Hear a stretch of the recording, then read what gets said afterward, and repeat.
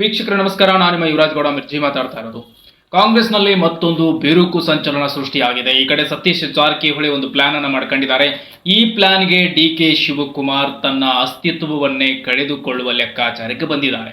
DK Shivakumar ಅಂದಾಗ ಎಲ್ರಿಗೂ ಥಟ್ ಅಂತ ನೆನಪಾಗೋದೆ ಕಾಂಗ್ರೆಸ್ ಪಕ್ಷದಲ್ಲಿ ಕೆಪಿಸಿಸಿ ಅಧ್ಯಕ್ಷ ಹಾಗೂ ಡಿಸಿಎಂ ಸ್ಥಾನ.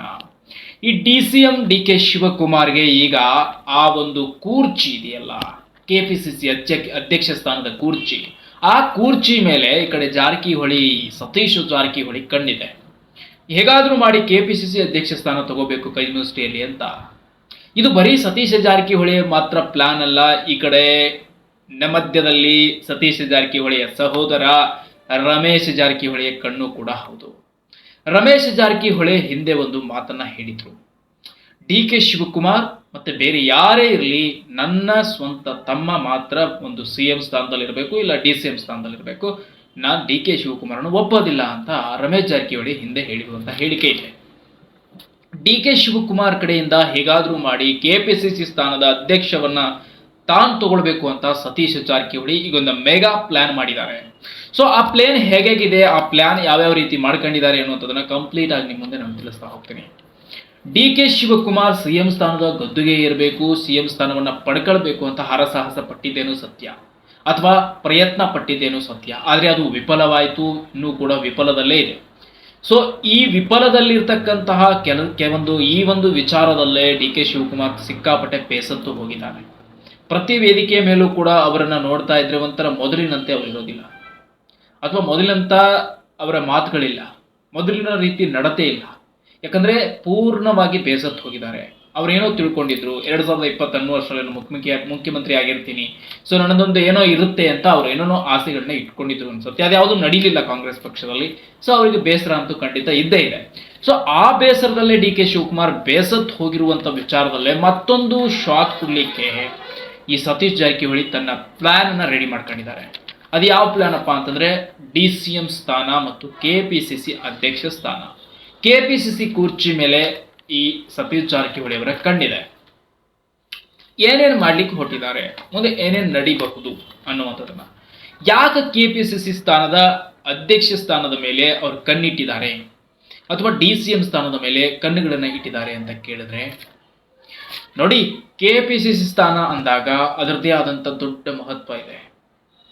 ಯಾರು ಕೆಪಿಸಿಸಿ ಸ್ಥಾನದ ಅಧ್ಯಕ್ಷ ಆಗ್ತಾರೋ, ಯಾರು ಡಿ ಸಿ ಎಂ ಆಗ್ತಾರೋ, ಅವ್ರು ನೆಕ್ಸ್ಟ್ ಲೆವೆಲ್ ಸಿ ಎಂ ಆಗುವ ಅರ್ಹತೆಯ ನಾಯಕ ರಾಜಕಾರಣಿ ಆಗಿರ್ತಾರೆ.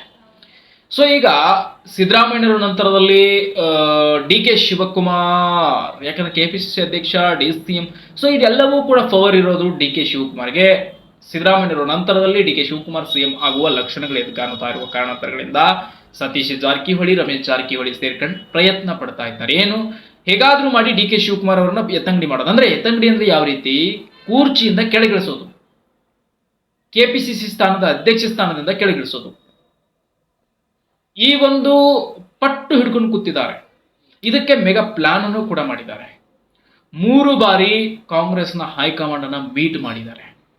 ನಿಮಗೆ ಗೊತ್ತಿರಬಹುದು, ಬಿಜೆಪಿಯಲ್ಲಿರೋ ಶಾಸಕ ರಮೇಶ್ ಜಾರಕಿಹೊಳಿ, ಆದ್ರೆ ಅಣ್ಣನ ಅಂದ್ರೆ ತಮ್ಮನ ಜೊತೆ ಸತೀಶ್ ಜಾರಕಿಹೊಳಿ ಅವರ ಜೊತೆಗೆ ರಮೇಶ್ ಜಾರಕಿಹೊಳಿ ಹೋಗಿ ಕಾಂಗ್ರೆಸ್ನ ಹೈಕಮಾಂಡ್ ಅನ್ನ ಮೀಟ್ ಮಾಡ್ತಾರೆ ಅಂದ್ರೆ ಅರ್ಥ ಮಾಡ್ಕೊಳ್ಳಿ ನೀವು.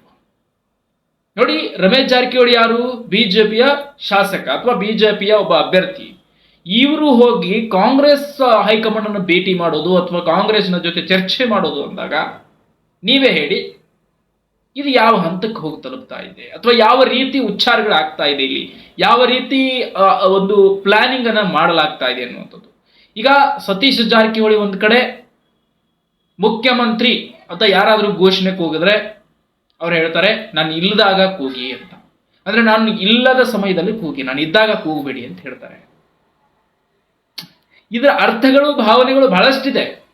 ಇನ್ನು ಇತ್ತ D K Shivakumar, Satish Jarkiholi CM ಆಗ್ತಾರೆ. ಸಿಎಂ ಯಾವಾಗ, ಅವರದ್ದು ಕೂಡ ಸಿಎಂ ಕೂಗ್ ಕೇಳ್ತಾ ಇದೆ ಅಂತ ಹೇಳಿದಾಗ ಡಿ ಕೆ ಶಿವಕುಮಾರ್ ಸೈಲೆಂಟ್ ಆಗಿ ಹೋಗ್ತಾರೆ. ಇನ್ನೊಂದೆಡೆ ಡಿ ಕೆ ಶಿವಕುಮಾರ್ ಮುಖ್ಯಮಂತ್ರಿ ಯಾವಾಗ ಆಗ್ತಾರೆ ಅಂತ ಸಿದ್ದರಾಮಯ್ಯ ಅವ್ರನ್ನ ಕೇಳಿದ್ರೆ ಹೈಕಮಾಂಡ್ ಹೇಳಿದಾಗ ಅಂತ ಅವ್ರು ಹೇಳ್ತಾರೆ. ಒಟ್ನಲ್ಲಿ ಕಾಂಗ್ರೆಸ್ ಪರಿಸ್ಥಿತಿ ಈಗ ಎಲ್ಲಿಗೆ ಬಂದು ನಿಂತ್ಕೊಂಡಿದೆ ಅಂದ್ರೆ ಬೀದಿಗೆ ಬಂದು ನಿಂತ್ಕೊಂಡಿದೆ.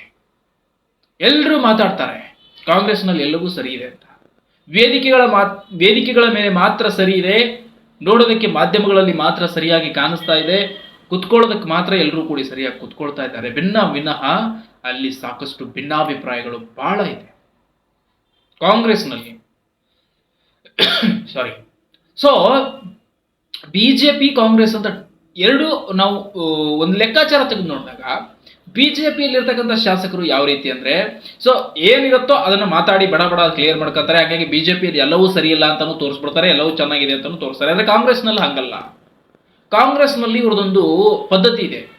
ತಮ್ಮ ಒಳಗಡೆ ಎಷ್ಟೇ ನೋವುಗಳಿದ್ರು ಅಥವಾ ಎಷ್ಟೇ ಬೇರೆ ಬೇರೆ ರೀತಿಯ ಮುನಿಸುಗಳಿದ್ರು ಕೂಡ ಅದನ್ನ ಯಾವುದೇ ರೀತಿಯಾದಂಥ ಜನತೆಗೆ ಪ್ರತಿಕಾರ ಅಥವಾ ಪ್ರತಿಕ್ರಿಯೆ ಮೂಲಕ ಅವರು ತಿಳಿಸೋದಿಲ್ಲ. ಇದು ಕಾಂಗ್ರೆಸ್ನ ನಿಯಮ. ಅವರವರು ಅಷ್ಟೇ ಕುತ್ಕೊಂಡು ಮಾತಾಡ್ತಾರೆ, ಏನಿದೆ ಅದರ ಬಗ್ಗೆ ಚರ್ಚೆಗಳನ್ನ ಮಾಡ್ತಾರೆ. ಒಂದು ಡಿನ್ನರ್ ಟೈಮ್ ಅಂತಾನೆ ಹೇಳೋದು, ಇಲ್ಲ ಮೀಟಿಂಗ್ ಟೈಮ್ ಅಂತ ಹೇಳೋದು, ಇಲ್ಲ ಊಟಕ್ಕೆ ಅಂತ ಹೇಳೋದು, ಇಲ್ಲ ಪಾರ್ಟಿ ಅಂತ ಹೇಳೋದು, ಈ ರೀತಿ ಏನೋ ಒಂದು ಹೇಳಿ ಒಟ್ಟಿನಲ್ಲಿ ಅವ್ರು ಮೀಟ್ ಮಾಡ್ತಾ ಇರ್ತಾರೆ. ಆದರೆ ಅದನ್ನು ಯಾವುದೇ ಕಾರಣಕ್ಕೂ ಅವರು ಬಹಿರಂಗಪಡಿಸೋದಿಲ್ಲ. ಈಗ ಸತೀಶ್ ಜಾರಕಿಹೊಳಿ ಕೂಡ ಅದೇ ವೇಯಲ್ಲೇ ಹೋಗ್ತಾ ಇರೋದು. ಹೈಕಮಾಂಡ್ಗೆ ಯಾಕೆ ಹೋಗ್ತೀರಾ ಅಂತ ಕೇಳಿದ್ರೆ ಹೈಕಮಾಂಡ್ ಅಲ್ಲಿ ಕೆಲಸ ಇದೆ ಅಂತ ಹೇಳ್ತಾರೆ. ಬಟ್ ಏನ್ ಕೆಲಸ ಇದೆ ಅಂತ ಹೇಳಲ್ಲ, ಅದು ಅವರ ಗುಪ್ತ ವಿಚಾರ. ಇನ್ನು ಇದರಲ್ಲಿ ಬಹಳ ಶಾಕ್ ನೀಡುವಂತ ಸುದ್ದಿ ಅಂದ್ರೆ, ಶಾಸಕ ರಮೇಶ್ ಜಾರಕಿಹೊಳಿ ಕೂಡ ಸ್ವಂತ ತಮ್ಮ ಸತೀಶ್ ಜಾರಕಿಹೊಳಿ ಅವರ ಜೊತೆಗೆ ಕೈ ಜೋಡಿಸಿ ತಮ್ಮನನ್ನ ಮುಖ್ಯಮಂತ್ರಿ ಮಾಡಲೇಬೇಕು ಅಂತ ಹಠ ತೊಟ್ಟಿರುವಂಥದ್ದು. ಪಕ್ಷ ನಿಷ್ಠೆಯನ್ನು ಕಳ್ಕೊಂಡ್ರು ಕೂಡ ರಮೇಶ್ ಜಾರಕಿಹೊಳಿ ಬಿಜೆಪಿಯಲ್ಲಿ ಪಕ್ಷ ನಿಷ್ಠೆಯನ್ನು ಕಳ್ಕೊಂಡ್ರು ಪರವಾಗಿಲ್ಲ, ಇತ್ತ ಸತೀಶ್ ಜಾರಕಿಹೊಳಿ ತಮ್ಮ ಸಿಎಂ ಆಗ್ತಾನೆ ಅಂದ್ರೆ ಸಾಕು, ರಮೇಶ್ ಜಾರಕಿಹೊಳಿ ಏನ್ ಮಾಡ್ಲಿಕ್ಕೂ ಸಿದ್ಧ, ಬಿಜೆಪಿಯಿಂದ ಶಾಸಕರನ್ನು ಕರ್ಕೊಂಡ್ಬರಕ್ಕೂ ಸಿದ್ಧ ರಮೇಶ್ ಜಾರಕಿಹೊಳಿ. ಯಾಕಂದ್ರೆ ಈ ಕಡೆ ತಮ್ಮ ಸಿಎಂ ಆಗೋದಾದ್ರೆ ಅಷ್ಟು ದೊಡ್ಡ ಬಲಿಷ್ಠವಾದ ಸೈನ್ಯವನ್ನ ಹೆಣ್ಕೊಂಡು ಈಗ ಹೇಗಾದ್ರೂ ಮಾಡಿ ಅವರ ಪ್ಲಾನಿಂಗ್ ಏನಂದ್ರೆ, ಹೇಗಾದ್ರೂ ಮಾಡಿ ಸತೀಶ್ ಜಾರಕಿಹೊಳಿ ಅವರನ್ನ ಸಿಎಂ ಸ್ಥಾನ ಕೂರಿಸಬೇಕು. ಸಿಎಂ ಸ್ಥಾನ ಕೂರಿಸಬೇಕು ಅಂದ್ರೆ ಕೆಪಿಸಿಸಿ ಸ್ಥಾನ ಅಧ್ಯಕ್ಷ ಮತ್ತು ಡಿಸಿಎಂ ಒಟ್ಟಿನಲ್ಲಿ ಅವ್ರು ಏನೋ ಒಂದು ಮುಖ್ಯ ಕಾರಣಕ್ಕೆ ಬರಬೇಕು. ಹಾಗಾಗಿ ಈಗ ಡಿ.ಕೆ. ಶಿವಕುಮಾರ್ ಅವರನ್ನ ಕೂರ್ಚಿಯಿಂದ ಕೆಳಗಿಳಿಸಿ ತಾನ್ ಮೇಲೆ ಹೋಗುವಂತ ಪ್ರಯತ್ನವನ್ನ ಸತೀಶ್ ಜಾರಕಿಹೊಳಿ ಮಾಡ್ತಿರೋದು. ಆಗ್ಲೇನೆ ತಾನೇ ಸಿದ್ದರಾಮಯ್ಯವ್ರ ನಂತರದಲ್ಲಿ ಸತೀಶ್ ಜಾರಕಿಹೊಳಿ ಸಿಎಂ ಆಗ್ಲಿಕ್ಕಾಗೋದು. ಇಲ್ಲಾಂದ್ರೆ ಅವಾಗ ಹೈಕಮಾಂಡ್ ಒಪ್ಪೋದಿಲ್ಲ. ಅಲ್ಲ, ಸಿದ್ದರಾಮಯ್ಯವ್ರ ನಂತರ ಡಿ.ಕೆ. ಶಿವಕುಮಾರ್ ಇರೋದು, ಅವರೇ ಮುಖ್ಯಮಂತ್ರಿ ಆಗಬೇಕು ಅಂತ ಹೈಕಮಾಂಡ್ ಲೆಕ್ಕಾಚಾರ ತೆಗಿಲಿಕ್ಕೆ ಶುರು ಮಾಡುತ್ತೆ. ಆ ಟೈಮ್ನಲ್ಲಿ ಏನೂ ಮಾಡ್ಲಿಕ್ಕೆ ಆಗೋದಿಲ್ಲ.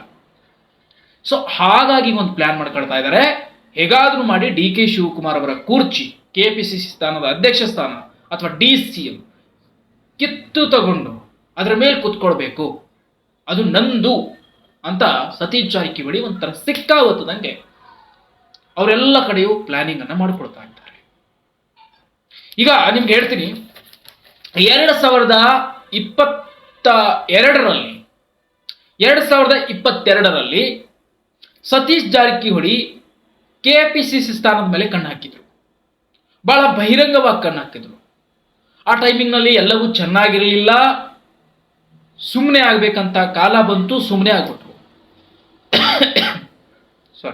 ಸೊ ಆದ್ರೆ ಮತ್ತೆ ಈಗ 2026ರಲ್ಲಿ ಅವು ಒಂದು ಕೆಪಿಸಿಸಿ ಸ್ಥಾನದ ಅಧ್ಯಕ್ಷ ಸ್ಥಾನ ಮೇಲೆ ಕಣ್ಣು ಹಾಕಿದ್ದಾರೆ ಅಂದ್ರೆ, ಸೊ ಸಿಎಂ ಸ್ಥಾನದ ಮೇಲೆ ಕಣ್ಣಿದೆ ಅಂತ ಅರ್ಥ. ನೋಡಿ, ಯಾವಾಗಲೂ ಒಬ್ಬ ವ್ಯಕ್ತಿ ಬೇಟೆಯನ್ನ ಆಡ್ಬೇಕಾದ್ರೆ ಸೊ ನೇರವಾಗಿ ಬೇಟೆಗೆ ಗುರಿ ಇಡೋದಿಲ್ಲ. ಒಂದು ಬಾರಿ ತನ್ನ ಗುರಿಯನ್ನ ಬೇರೆ ದಿಕ್ಕಿಗೆ ಚಲಾಯಿಸಿ ನಂತರ ಬೇಟೆ ಕಡೆ ಹೋಯ್ತಾನೆ.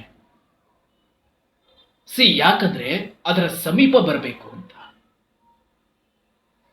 ಅದರ ಹತ್ತಿರಕ್ಕೆ ಬರಬೇಕು ಅಂತ.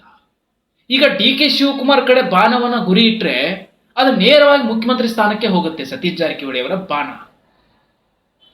ಆ ಪ್ರಯತ್ನವನ್ನು ಪಡ್ತಾ ಇದ್ದಾರೆ. ಇದು ಡಿ.ಕೆ. ಶಿವಕುಮಾರ್ ಅವ್ರಿಗೂ ಕೂಡ ಗೊತ್ತಿದೆ. ಮಾನಸಿಕವಾಗಿ ಡಿ.ಕೆ. ಶಿವಕುಮಾರ್ ಕುಗ್ಗಿದ್ದಂತೂ ಸತ್ಯ. ಮೊದಲಿನಂತೆ ನಗುವಿಲ್ಲ, ಮೊದಲಿನಂತೆ ಮಂದಹಾಸ ಇಲ್ಲ, ಮೊದಲಿನಂತೆ ವೇದಿಕೆ ಮೇಲೆ ಮಾತುಗಳಿಲ್ಲ, ಮೊದಲಿನಂತೆ ಕಾಣ್ತಾ ಇಲ್ಲ. ಡಿ.ಕೆ. ಶಿವಕುಮಾರ್ ಮುಖ ಈಗ ಒಂದು ರೀತಿ ಬಾಡಿ ಹೋದ ಹೂವಾಗಿದೆ. ಸೊ ಅದಂತೂ ಡೆಫಿನೆಟ್ಲಿ ಸತ್ಯ. ಡಿ ಕೆ ಶಿವಕುಮಾರ್ ಕನಸಾಗಿತ್ತು 2026 ಅಷ್ಟರಲ್ಲಿ ನಾನು ಮುಖ್ಯಮಂತ್ರಿ ಆಗ್ತೀನಿ, ನವೆಂಬರ್ ಕ್ರಾಂತಿ ಆಗತ್ತೆ, ಸಾರಿ ನಾನು ಮುಖ್ಯಮಂತ್ರಿ ಆಗಿರ್ತೀನಿ, ನನ್ನದೇ ಆದಂತದೊಂದು ಅಧಿಕಾರ ನಡೀತಾ ಇರುತ್ತೆ ರಾಜ್ಯದಲ್ಲಿ. ಬೇರೆ ಬೇರೆ ಕನಸುಗಳನ್ನ ಕಂಡಿರ್ಬೋದು, ಹಿಂಗೆ ಕನಸು ಅಂತ ಹೇಳಕ್ಕಾಗಲ್ಲ. ಆದ್ರೆ ಆ ಕನಸಾಗೆ ಉಳಿತು. ನಂತರ ಇರೋ ಕುರ್ಚಿ ಮೇಲೂ ಸತೀಶ್ ಜಾರಕಿಹೊಳಿ ಅವರು ಈ ರೀತಿ ಪ್ಲಾನಿಂಗ್ ಅನ್ನ ಮಾಡ್ಕೊಂಡ್ರೆ ಡಿ ಕೆ ಶಿವಕುಮಾರ್ ಕಾಂಗ್ರೆಸ್ನ ಬಿಡದೆ ಅನಿವಾರ್ಯ ಆಗುತ್ತೆ. ಈ ರೀತಿ ಕಾಂಗ್ರೆಸ್ನ ಒಂದು ಹೇಳ್ತಾ ಇದ್ದೀನಿ, ಸತೀಶ್ ಜಾರಕಿಹೊಳಿ, ರಮೇಶ್ ಜಾರಕಿಹೊಳಿ ಕುಟುಂಬ ಪ್ಲಾನಿಂಗ್ ಏನಂದ್ರೆ ಡಿ ಕೆ ಶಿವಕುಮಾರ್ ಅವ್ರನ್ನ ಕಾಂಗ್ರೆಸ್ ಪಕ್ಷವನ್ನು ಬಿಡಿಸಿ, ಬೇರೆ ಎಲ್ಲರೂ ಹೋಗ್ಲಿ ಕಾಂಗ್ರೆಸ್ ಪಕ್ಷ ಬಿಡಿಸ್ಬೇಕು, ಇದು ಇವ್ರ ಒಂದು ಆಸೆ. ಯಾಕಂದ್ರೆ ಡಿ ಕೆ ಶಿವಕುಮಾರ್ ಇಲ್ಲ ಅಂದ್ರೆ ಅಲ್ಲಿ ನೆಕ್ಸ್ಟ್ ಇರೋದೇ ಸತೀಶ್ ಜಾರಕಿಹೊಳಿ. ಆ ಪ್ಲಾನಿಂಗ್ ನಡೀತಾ ಇದೆ. ಬಟ್ ಏನಾಗುತ್ತೆ ಅನ್ನೋದನ್ನ ಮತ್ತಷ್ಟು ಮಾಹಿತಿಗಳೊಂದಿಗೆ ನಿಮ್ಮನ್ನ ತಿಳಿಸ್ತಾ ಹೋಗ್ತೇವೆ. Thank you. ಚಾನಲ್ನ ಸಬ್ಸ್ಕ್ರೈಬ್ ಮಾಡಿ, ಆದಷ್ಟು ಪ್ರೀತಿ ಕೊಡಬೇಕು.